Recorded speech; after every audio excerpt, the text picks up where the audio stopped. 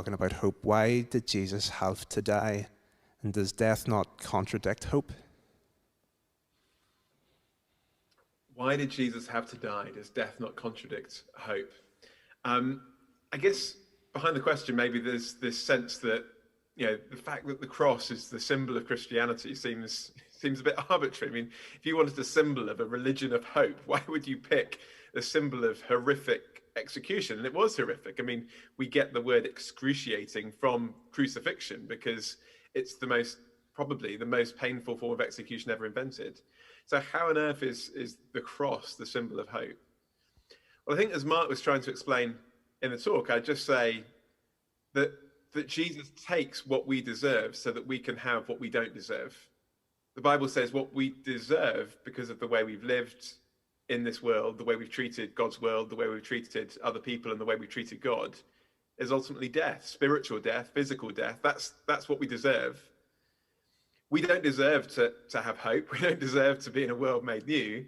And certainly in our kind of current state, we wouldn't fit in a world that was made perfect because we'd ruin it.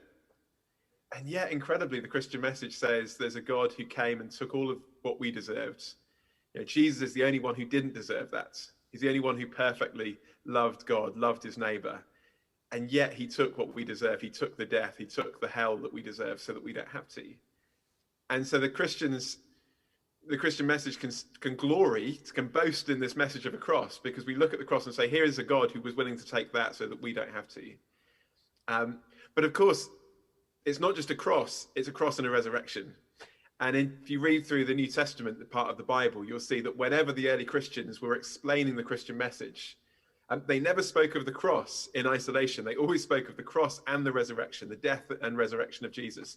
Because the death of Jesus on its own wouldn't be a message of hope. It would be hopeless. And it would be the same as every other religion in the world. A religious leader who comes and teaches, who dies, and that's it. It's only because of the resurrection that we can have hope. The resurrection says, number one, everything that Jesus died to accomplish has been accomplished. It wasn't a waste. It was a rescue. But number two, death does not have the final say, not for Jesus. And if we're connected to Jesus, not for us. The story of the Bible is a story of resurrection. It's a story of God making stuff new. Not just Jesus kind of coming back as a ghost, as if we're going to float off as ghosts. No, resurrection. Jesus came back physically. And the hope of the Bible is a physical hope for this world, for these bodies, for the entire creation. And so I'd say the cross on its own would be no hope. But the cross with the resurrection is the story of Christianity.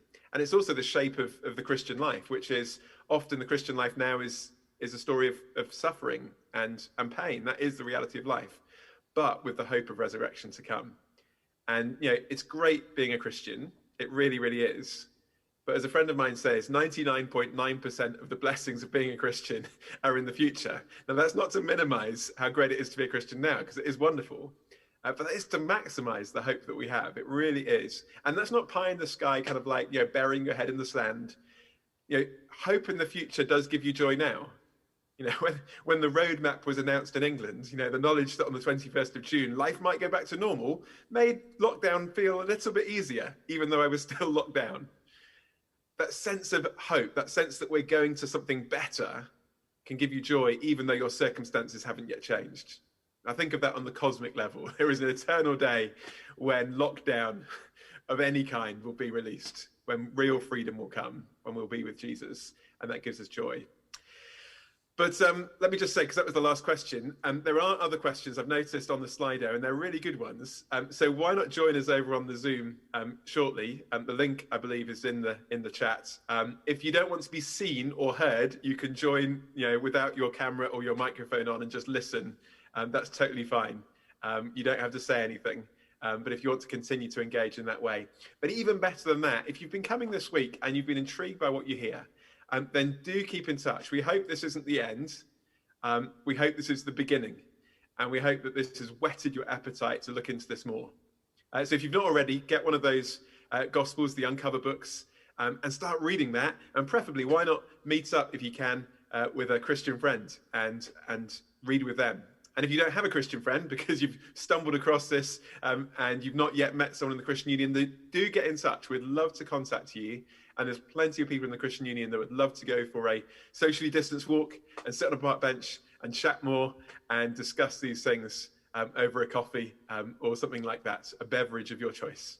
But also, if you've been coming this week and you're saying, actually, I think this might be true, and I think this really does seem to make sense, then can I just urge you, actually, ultimately, we need to decide what we're going to do with it. And we don't just need more information. There comes a point where actually we need to decide what we'll do with what we now know. And maybe for some who've been watching this week, you now know enough, not everything, of course, but you know enough to say, actually, I think I want to get started. And as much as you know how, you want to say, actually, I want to start out with Jesus. Well, why not talk to Jesus tonight? Why not pray?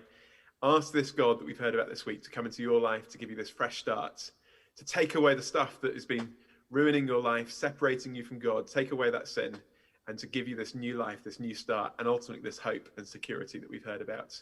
And if you do that, and if you start out in that way, then do get in contact with someone and let them know, because they would be encouraged and would love to help you in that as well. But can I just say thanks so much for having me as well, virtually. It's been a joy to be kind of with you over the course of the week.